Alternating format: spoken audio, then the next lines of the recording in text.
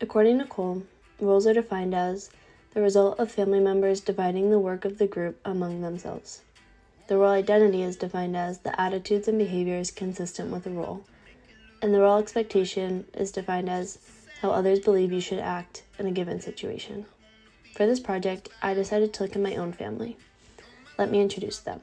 The following roles are all according to Cole. First, we have my Nana, the information giver. She serves as the go-to person for advice and feedback within the family.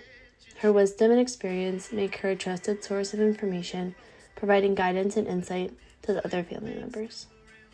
Next, we have my mom, the procedural technician, who expedites the group by doing things for the group, as most moms keep us moving and keep us all in line. Next, we have my dad, the opinion giver, states beliefs or opinions. My dad shares his beliefs and opinions on various matters. His role as an opinion giver adds depth to discussion and encourages critical thinking among family members. Next, we have Sean, the standard setter. As the oldest sibling, Sean naturally assumes this role of setting the standard for the rest of us. His actions and choices serve as a benchmark for others to aspire to and influence the family's values and expectations. Next, we have Bridget, the encourager, who praises, agrees, and accepts contribution of others. She's known as the cheerleader of the family and is always in your corner and is always positive.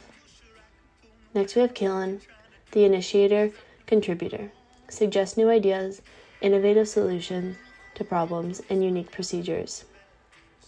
Finally, we have myself, the harmonizer, who mediates differences and fostering compromise among family members, and has the ability to find common ground and ensure everyone's needs are met without causing resentment.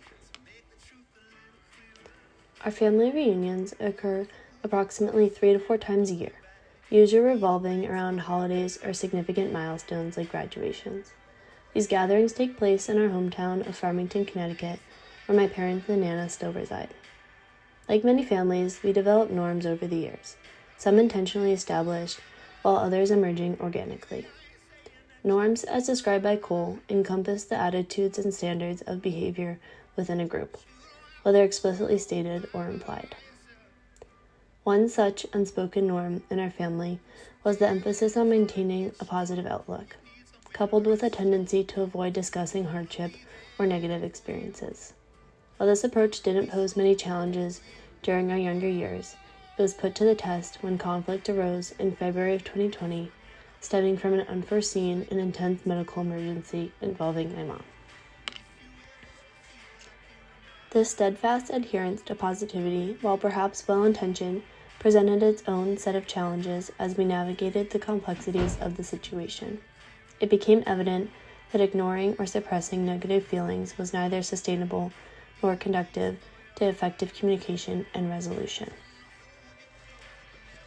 As Cole notes, conflict often arises when individuals vie for control, especially in situations where leadership is uncertain or lacking in answers. In the face of this medical crisis, our family found itself thrust into uncharted territory, grappling with uncertainty and fear. Despite the emergence of conflict, the norm of prioritizing positivity and suppressing negative emotions remained steadfast.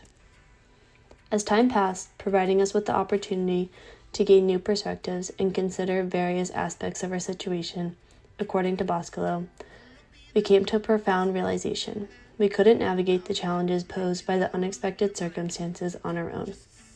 This realization compelled us to break free from our previous tendency to keep our struggles to ourselves, and instead to open up to one another, acknowledging the negatives and expressing our fears about the new reality we faced.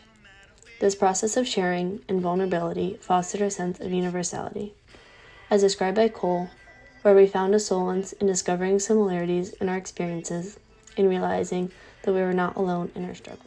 By opening up and sharing our concerns with one another, we grew even closer as a family, no longer feeling isolated and navigating these unfamiliar waters. Drawing upon the principles of input and output outlined by Yalom, we engaged in a collaborative process of giving and receiving feedback, learning from one another, and identifying the most effective coping strategies.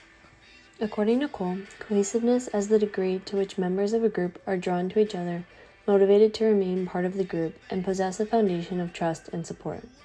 Through our collective efforts, including conflict resolution, the passage of time, and the shared experience of universality, as well as the exchange of input and output, we achieved a level of cohesiveness that surpassed any we had experienced before. Now, having traversed this journey of growth and development together, we find ourselves at the stage of cohesive maturity.